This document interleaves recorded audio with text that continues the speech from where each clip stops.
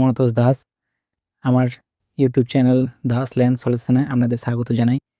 তো আমরা আজকে যে টপিকটা আলোচনা করতে চলেছি সেটা হচ্ছে যে পুরনো পর্চা বা খতিয়ানে যে অংশ পরিমাণ দেওয়া থাকে সেই অংশটা নতুন খতিয়ানে বা বারকোড খতিয়ানে কীভাবে কনভার্ট করা হয় সেটাই আজকে আমরা দেখাবো।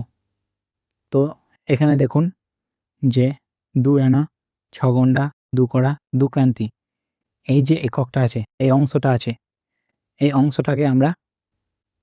থেকে আমরা কিভাবে কম্পিউটারের হিসাবে বের করব সেটাই আমরা দেখাবো। তো এই 2 আনা 6 গুন্ডা 2 কড়া 2 ক্রান্তি এটাকে একদম মিনিমাম একক তিলে প্রকাশ করতে হবে। তার জন্য কি করতে হবে, 2 আনাটাকে আনা থেকে গুন্ডা করতে গেলে পরে 20 দিয়ে গুণ করতে হবে, যেহেতু 20 গুন্ডায় 1 আনা, তাহলে 2 আনা সমান হবে 40 গুন্ডা। এখানে 6 গুন্ডা আছে, তাই 6 গুন্ডা আবার যোগ করতে হবে, তাহলে 46 গুন্ডা হলো।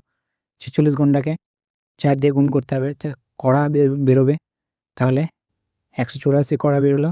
তারপরে 2 কড়া যেহেতু আছে সেই জন্য 2 যোগ হবে, যে 186 কড়া হবে। এরপর এটাকে ক্রান্তি এককে প্রকাশ করতে হবে, তাহলে 3 দিয়ে গুণ করতে হবে, সেটা হবে 558 ক্রান্তি। এর সাথে 2 ক্রান্তি যেহেতু আছে সেই জন্য 2 ক্রান্তি যোগ হবে 560 ক্রান্তি। 560 ক্রান্তি তিল এককে প্রকাশ করতে গেলে পরে 20 দিয়ে গুণ করতে হবে, তাহলে হবে যে 11,200 তিল। তো আমরা জানি যে এক অংশ মানে হচ্ছে 76,800 তিল, তাহলে 11,200 তিল 76,800 তিলের মধ্যে কতটুকু সেই অংশটা বের করলেই বেরিয়ে যাবে। তো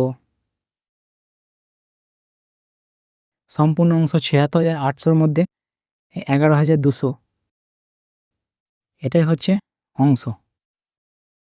তো এটা হিসাব করলে দেখা যাবে যে 1458 অংশ পাওয়া যাবে।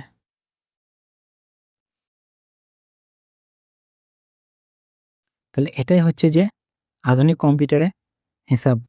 তো 10,000-এর মধ্যে 10,000 অংশের মধ্যে 1458 অংশ। এটাকে আমরা দেখতে পারেন স্ক্রিনে দেওয়া এই পর্চাগুলোকে লক্ষ্য করলে দেখতে পাবেন যে পুরনো পর্চায় যে অংশটা লেখা আছে সেটা নতুন পর্চায় নতুন খতিয়ানে এই অংশটা দেওয়া আছে। তো আমাদের ভিডিও যদি আপনার ভালো লেগে থাকে তাহলে লাইক শেয়ার অবশ্যই করবেন এবং আমাদের চ্যানেলটিকে সাবস্ক্রাইব করবেন।